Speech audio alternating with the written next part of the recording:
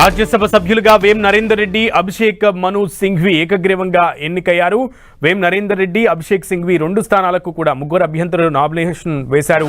అయితే ప్రస్తుతం వేం నరేందర్ రెడ్డి ఎంపికైన సందర్భంగా ప్రస్తుతం వేం నరేందర్ రెడ్డి మాట్లాడుతున్నారు. లైవ్లో చూద్దాం. కేంద్ర ప్రభుత్వం మీద ఒత్తిడి తెచ్చి ఈ సమస్యలు పరిష్కరించే విధంగా ప్రయత్నం చేస్తానని చెప్పి,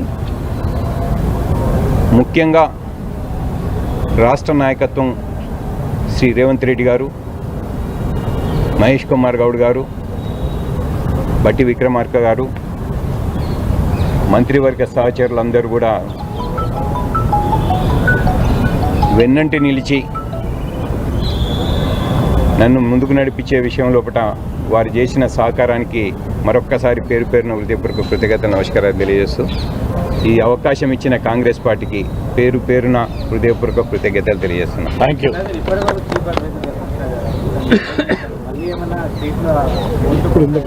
ఇక ఎన్ని ఇప్పుడు ఎందుకనేటువంటి ఇప్పుడు రాజ్యసభ సభ్యునిగా అవకాశం కల్పించింది దాని వరకు పరిమితం. Thank you.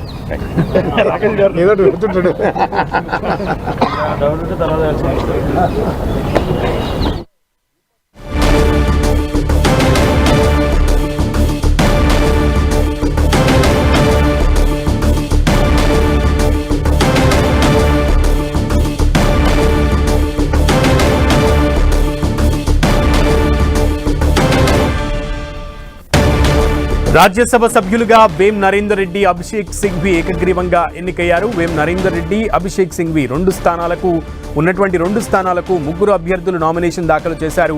స్వతంత్ర అభ్యర్థి కూడా నామినేషన్ దాఖలు చేయడంతో ముగ్గురు అభ్యర్థులు నామినేషన్ దాఖలు చేసినట్లయింది. అయితే స్వతంత్ర అభ్యర్థి నామినేషన్ ని ఎన్నికల అధికారులు తిరస్కరించారు. ఏప్రిల్ 9 తర్వాత వేం నరేందర్ రెడ్డి, అభిషేక్ సింఘ్వి ప్రమాణ స్వీకారం చేయనున్నారు.